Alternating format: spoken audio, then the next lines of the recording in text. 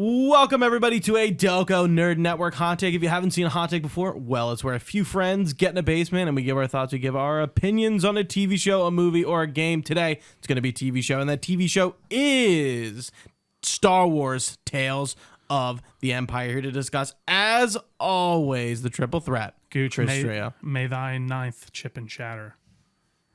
Because it's May 9th. Because we're recording this May 9th. It is. I made the I've been seeing that everywhere. I was like, that's pretty good, actually. I made the Twitch stream, twitch.tv/Delco Nerd Network. Yeah. I made it the Ninth Awakens ? That's something. It might be something. I don't know. It was Revenge of the Sixth. Revenge of the Sixth, yeah. Again, why do they get two? Why does Star Wars get two? The Phantom first.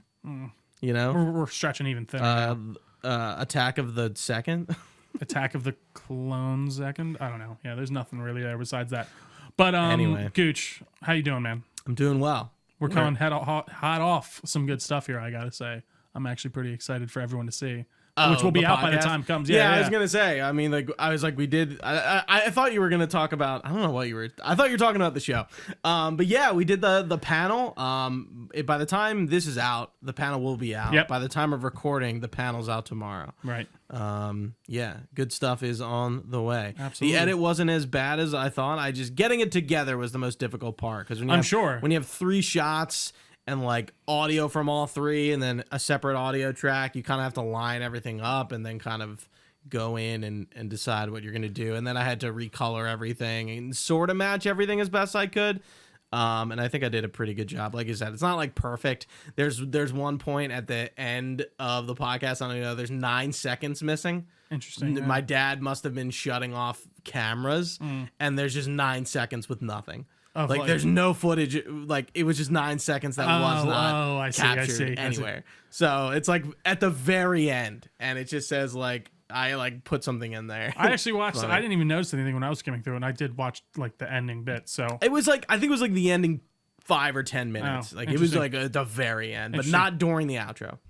Anyway, you can check out that panel, The Great Superhero Drought, up on your favorite podcast service. Shout out to your father for recording. It was amazing. Yes, yeah. Shout out to him. We'll talk about it more. Absolutely, on the month. Yeah. Once we get to we'll go into the stories. We'll do the behind the scenes anyway. Let's talk Star Wars. Absolutely. Tales of the Empire trio. Let's start us off. What'd you think? So I heard about this. I feel like they announced this pretty recently. And then Star Wars Celebration? Oh, did they announce it then? I don't know why I felt like it was a relatively close, here we're doing this, Tales of the Empire. But we both we did review Tales of the Jedi, right? Yeah, late, but we did it. Yeah. I'm pretty confident. I remember you enjoyed it, right? Yes. I thoroughly enjoyed it as well. I like these kind of brief 15-minute kind of anthologies that we're getting from these different eras. It's cool to kind of touch on the Empire. I will admit, I was a bit disappointed when I realized exactly what we were covering in the Tales of the Empire, because at first the characters? Because I saw Grievous at first in the trailers. I'm like, ooh, what's going on? Then I realized it's about. I'm not gonna lie, I kind of already forgot Morgan Elsbeth, and then what's her name? Barriss Offee. So we'll get into who she is, but I actually ended up being pleasantly surprised. I thoroughly enjoyed 5 out of 6 of these. I felt like the last one was a bit But I think overall, I really did enjoy seeing how Elsbeth kind of turned into what she is and why she became what she is when we see her at Ahsoka. Mandalorian first. I'm sorry. Yeah, sure. But Mandalorian more first, so but more Ahsoka. Yeah. We were told, we knew she was a sister, like a Dathomir sister, but we hadn't really seen that. Did we see that in the Clone Wars? I'm trying to remember that. The attack on Dathomir? Yes. We do. It's been so long since that's I an watched episode, it. Yeah. But Gooch, I know you're preaching the Star Wars animation as of late, and I can't help but agree. And I do think that a lot of animation perks come from, not perks, but they have a leg up in a certain sense of, I don't think Disney has as much I don't think they're looking as hard at that. They're actually allowing them to kind of. Do you know what I mean? Yeah. And I don't mean that in a bad way. I think they're actually towards the creators of this, maybe kind of towards Disney, but I think they're giving them room to breathe and kind of really just flesh out certain things. Would I like to see things from different eras? Sure, but I did thoroughly enjoy this. What about you, Gooch? Tales of the Empire shows us why Disney animated stuff is better than anything else. It's the best. It's the best Star Wars. Period. End of story. I'll never agree with you on that, but okay. End of story. Sure. No debate. You can't say anything. You can't, I said you can't say anything. No debate. Now you can't say anything. Yeah, I like you. I was excited to see Barasafi. I was really excited to see her and where her character was going. If you watch the Clone Wars, she's the person who frames Ahsoka for murdering a Jedi and some other like clone troopers and stuff, and like causing this bombing. It was Barriss, and so like we don't see, Barriss kind of like, jumpstarts Ahsoka's path that she's on essentially, right. And we don't see her ever again. So it's cool to see that character come back, and it's like, oh shit, like what happened to Barasafi? Everyone kind of assumed that she was like in the Inquisitorius just from like it would make sense, right? Which they do play on with that, and then they kind of, I'm like, Barasafi, Tales of the Empire. I'm like, I wouldn't. She was a bit radical and a bit anti-Jedi, but to go far as to say like she was an Empire character, an evil character, I wouldn't say. And she, she does go through that immediate like, oh, like okay, like whatever this Sith the Empire is, I'm gonna go along with it for the moment, and then quickly kind of finds, I'm not. This definitely isn't my thing, and goes against the Inquisitors and escapes, and then we get that like far-flung future one, which is the thing, one which I think is the one you didn't like, and it does kind of leave us in the same place of like, okay, well, it looks like she was gonna send these people to Ahsoka. I assume that's who her friend was. Yeah. But like, still, like, when exactly is that, and what happened to Barasafi? Like, we're still kind of there. It seems it seems still like before A New Hope, I would assume, obviously, because the Inquisitors are going on. But yeah, I thought that was an interesting thing to explore. Again, it's been so long since I watched the Clone Wars, so I was trying to like kind of spin my wheels and remember. I did assume that's who it was, so I'm glad I did remember that. I didn't know much about her character, remember a ton about her character. Why is it that she like frames Ahsoka again? She just gets disillusioned, right? She just with the Jedi. It has nothing to do with Ahsoka. Ahsoka she just happens to be the scapegoat. I see. Yeah, like they were friends, right? So like it's even more of a betrayal when like she decides to frame Ahsoka. Anakin, the last time Anakin sees Barriss, Anakin is going to kill Barasafi when he finds out like it's her. Like he confronts her and he's like gonna kill her essentially, right. And and then the next time they meet is when in that scene where Vader's walking past her to the throne. I thought that was pretty cool. Great use of Vader. That's all you need sometimes. Just have him walk in. I like seeing like we see Merrick from Ahsoka and that other Inquisitor from Tales of the Jedi. Yep. Like okay, fine. Not much of it, and doesn't establish them, but just like they're like some of the beginning ones. So it's clear that a lot of them died and a lot of them got replaced. Yeah. I guess which kind of like, hey, like are all these Inquisitors active for a very long time? Clearly not. Right. Yeah, and we get to see like the start of the Inquisitors. I did like seeing that whole process and like even that moment where they do have the duel to see who will, the classic Joker where he breaks the thing. He's like, there's only room for one, And Morgan Elsbeth, not a character I really like. I'll give you that. Not a character I really cared about, but I did find her episodes sort of engaging. I agree. Obviously, like, going back to the Clone Wars with Grievous and, the raid on Dathomir right. on the Night Sisters when Mother Talzin I thought that was killed. Dooku, No. wasn't it? I mean, yeah, it is, but he's not. They just didn't show him there. No, he doesn't go there. Oh, I mean, he's the one. I thought he was the one who actually like leads the attack. No, Grievous does. Got it. Yeah. So, and we get a few lines from him, and then we kind of see like how Morgan Elsbeth like goes down the dark path, and sort of how she tries to, she's in the Empire, but like you can tell from the beginning, she's trying to just like gain a leg up to like help herself and help her own people, and she clearly doesn't trust anyone after that. And it's funny because she ends up working for the exact people who caused all the shit to kill her family. Like, it's very ironic, if you will. Yeah, I thought it was interesting of like her pitching these ships that I think are designs in Ahsoka, right? No, we know where they show up. Actually, Battlefront. You can use them. Yeah, I can't. Aren't they the ship? There's like a tie something. How there's that big ring thing. Yeah, aren't her ships in that like not the big ring, but like the hyperspace ring? They're ships that like support that big ring. The hyperspace ring in Ahsoka, the one that they built. Right? Yeah. Yeah. I'm pretty confident those ships are like support that ring. They might be in there. Yeah. Because I'm like, this looks familiar. The last time I remember them showing up was Battlefront. They introduced them as like, it actually might be in not Battlefront, but why am I forgetting the name of it? I feel so terrible. The Starfighter game. Rogue Squadron. Rogue Squadron. Or no, Rogue Rogue Squadron. Okay, yeah. I believe you can play as them in that. I'm pretty confident that's like one of their fighter classes within that game. No, it's squadrons. Rogue Squadrons. Yeah. Yeah. No, just squadrons, right? Star Wars Squadrons? I might be. No, pretty confident. Yeah, I think you might You can be look right. it up. Yeah. But yeah, and then we see her, how she gets in bed with Thrawn. I mean, like, not literally, but, gets in bed with Thrawn and takes over this village and sort of like is sapping it of its resources. Doesn't really care about the people. Kind of interesting. And, to see like the new Republic sort of like try to take her down and they get fucked. And it's interesting. Like I think like from this perspective, I think her like perspective of villainy is pretty different from definitely most other Star Wars characters. Not sympathetic, but like she's not fighting for the Empire. She's really just fighting for herself. And Thrawn kind of gives her this bigger thing to fight for. Well, he gives her the opportunity for power, which is really what she wants. Sure. In the end, she wants to get in good with the Empire so she can make a lot of money and then, kind of exact revenge in whatever way she sees fit. And then Thrawn kind of takes that and molds it to his own accord. And you can see where that leads to in Ahsoka.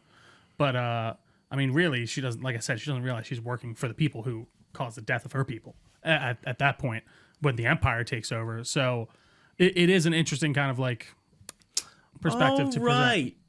No, I do know what you mean by that because she doesn't know that the Empire really was like Grievous and all Confederacy. That. Yeah, it was the Confederacy at some point. Right. And Palpatine, who's now in charge, orchestrated the whole thing. So right.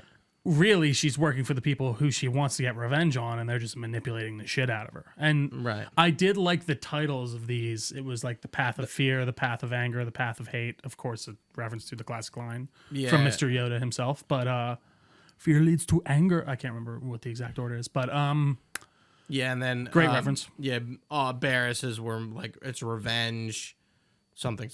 Yeah, I did feel like her turn was like very quick. Yeah. Because I didn't realize she was supposed to be. She was never bad. So that makes, when you say that to me, that makes more sense. And they do show it in an interesting way. She's in prison, like, clearly like, I kind of fucked up. But like, I still don't like the Jedi, Exactly. But then she's like, are these guys much better? Like, this doesn't seem very cool either. And I actually did like the scene where they have the like duel to see who wins. But I actually kind of expected them to go the route of the guy being like when he has the moment on him and he's like, actually, no, I can't kill you. And then she was going to be the one to do it. I did like the force choke though. I thought that was a good moment. The animation for this is on point. I mean, dude, they've nailed it down to a T. They perfected this animation style they have going. I'm excited to watch the whole of the Bad Batch, but getting to season 3 and seeing like the current modern even day Bad stuff Batch season 1 though. No, not too long ago. It looks great. I feel like once they hit the Clone Wars season finale, it's been a peak. Like I don't think it's gotten worse or better, and I don't think that's it's just very well made. And I mean, it is. We've talked about this before, but it's a video game engine for all intents and purposes. So it does make that production side of things like a lot easier. Like if you make, this of course, but if you make Palpatine's office in that engine for scenes, it always exists as a file. You don't need to redraw it every time and stuff like that. So that absolutely helps out big time with the production. Once you make one clone, you kind of make them all. Exactly. Copy paste. Yeah, except for when you get to the... And even when you get Squadrons, it's like, all right, I made one of those, copy paste. You know what I mean? Different colors, yeah. I mean, I know the Bad Batch, they're all like kind of different silhouettes to a degree. Oh, definitely. But I again, Star Wars animation is peak Star Wars. It never seems to fail. I like... At the display of Star Wars, what Star Wars look like, sounds like, I feel like it always looks good. We're never questioning the CGI with the animated stuff for obvious reasons, but like it just seems to have such a wrap on the aesthetic that I never question it. And again, the stories they're always telling, I'm always finding more interesting than what we're getting in the shows. And I know it's been a while since we've even had a movie at this point, so it's hard to really even categorize these modern animations to. I guess we'll say just the sequel trilogy. Yeah, no, I agree. And I do think there's like an inherent leg up in animation to a degree with like you're saying, with environments look real because they look like the people and the environments are married together. You're not getting that uncanny valley of sitting in a CGI hellscape just in a room that just feels empty, but they pasted something recording all around on the volume, which was, we've kind of noticed a lot with Mandalorian and definitely, and other and stuff, even like, and so is everyone else. And they said they didn't use it on the Acolyte. I don't believe them, but that's fine.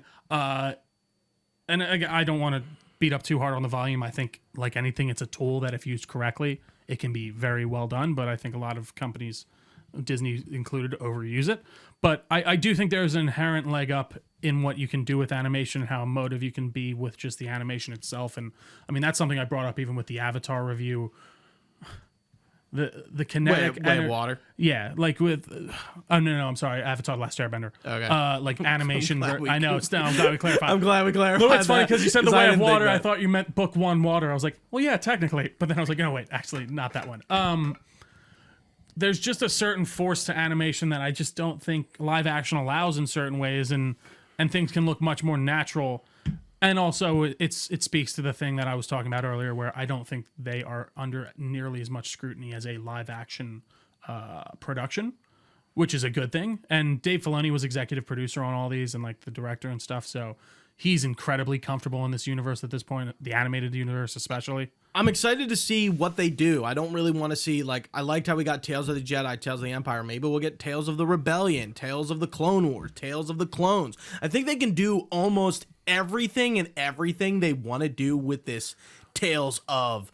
Because we're done Bad Batch, we're done Clone Wars, Rebels is done as well. Right. You know, what else is the animated stuff going to live on? And Visions is its own thing, right? But Absolutely. I think kind of doing these 6-episode, 15-minute piecers, split it up into 2. Maybe we do, maybe we can go to 8 or 10. I think that'd be fine if they kept the 15-minute cadence. Because you said off camera, that the 15-minute per episode, it's a great little watch through. I watched on May the 4th.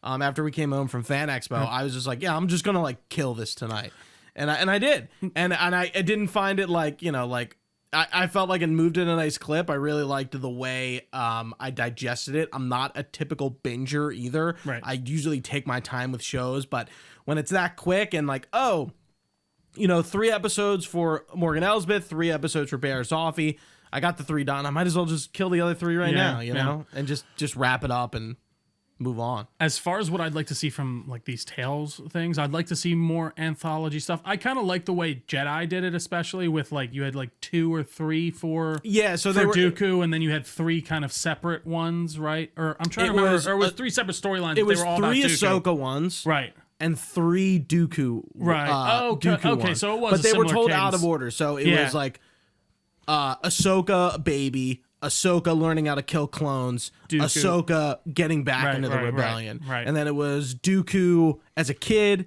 as a Dooku young on master. a mission with Qui-Gon, right? Yeah, and then Dooku with a purple lightsaber, Mace Windu. Mace Windu, and it's I'm trying to think. They're on another mission on some planet, right? Like and trying then the to rescue last something. one is him deleting the Sifo Dyas stuff, and killing Yaddle, yeah. But Bryce Dallas Howard. But I think it.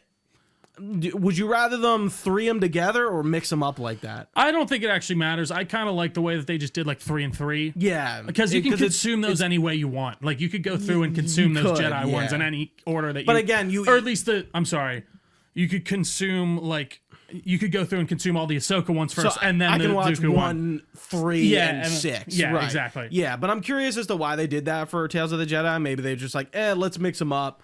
Like, but I like the sequential thing, and then moving on. You know which one I would love to see? A full one on Grievous and how he gets stuck in that armor. Yeah, because he's just big. He's just a sack of organs. That would be a big deal. He's as cyborg as you can get in like the Star Wars universe. So Tales of Jar Jar. Tales of Jar Jar. No, I think like, and it's funny because Tales of the Empire. I think this is just their bad guy one. I don't think you're going to see Tales of the Rebellion. I think it'll be Tales of the Jedi set in the Rebellion period, or Tales of the Empire set in whatever. I think it would be Tales of, but they'll always give it a different, again, like Tales of the Clones is the Clone Wars. But if they want to tell a specific story and kind of like maybe the lore connects in Acolyte or something else, they can do that because all these Tales of the Jedi and Empire have all connected to other things in ways, which is good. I think it's what it should do. I don't think telling this wholly original thing, unless it's something to do with like the clones. Like I understand what the clones are as a concept, even though we might be introduced to a new squad of clones. I think that's fine. But if it's like, oh, here's some Jedi from when Anakin was a Padawan. Give me a Sifo Dyas episode. Right. Yeah. I don't think I want to see a new Let me build on some things. I totally agree. I agree. Use it as a world builder. Yes. Don't introduce a new character in this. I think, tell us a tale about someone we know. Like, the Dooku one I still think is my favorite. It's great. It's really genuinely fantastic. So Corey Burton as fucking Dooku. Yeah, he is the Christopher Lee. I mean, he's in Kingdom Hearts because Christopher Lee plays a character in Kingdom Hearts. Yeah. So he's like the Christopher Lee, the quintessential go-to. Yeah, because Christopher Lee died. So they had to get him in, and he was already in Kingdom Hearts. He killed so many men in World War II. Yeah, it's great. It's such a when you have this character who can kind of mimic the voice of people who've passed on, or even Mace Windu's voice actor in the Clone Wars. I'm totally okay with him and not. Oh yeah, sure. And I mean, what Qui-Gon was played by Liam Neeson's son, which is great in that episode. Oh right, because he played Qui-Gon Jinn, Obi-Wan Kenobi. Is there anything there? Are they from the same planet? Like, is there like a 3 naming system on the planet that they grew up on? I thought you were asking me if they're like in a relationship. No. Like, is it like a name thing? Like, are they from the same planet? Why doesn't anyone else have a name like that? Anywho, sorry, it was a random thought I just had. Anything else? I was gonna say not much. No, I don't think so. I really enjoyed it. Short, sweet, to the point. Like it, hate it. I liked it. Trio liked it. We're moving on. It's 40. It's like 15 minutes about each episode, and there's 6 episodes. So that's an hour and a half of content. Easy digestible. Again, shit. I think a one-nighter, sit down with dinner with the girlfriend, whatever. Or you could even break it into 2. You do a 45-minute on this. Yeah, hey, significant other, 45-minute on that one, 45-minute on a different time on that one. Brother, sister, a relationship of some kind. Yeah, some sort of connection. I would definitely say check it out. They're good, especially if you do enjoy the animated stuff. But Gooch, anything else?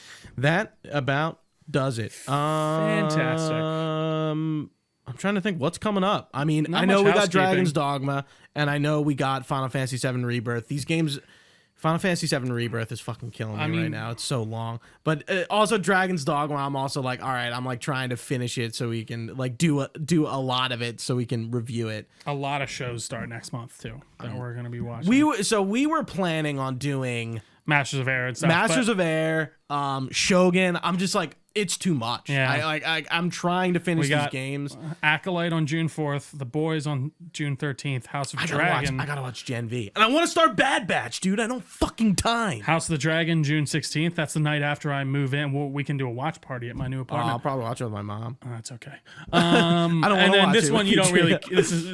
Me and my mom watch Game of Thrones. God together. damn it. And then we have The Bear, which that's not something you're too interested in, but that's on June 27th. Is that something? Is that like a review-worthy show?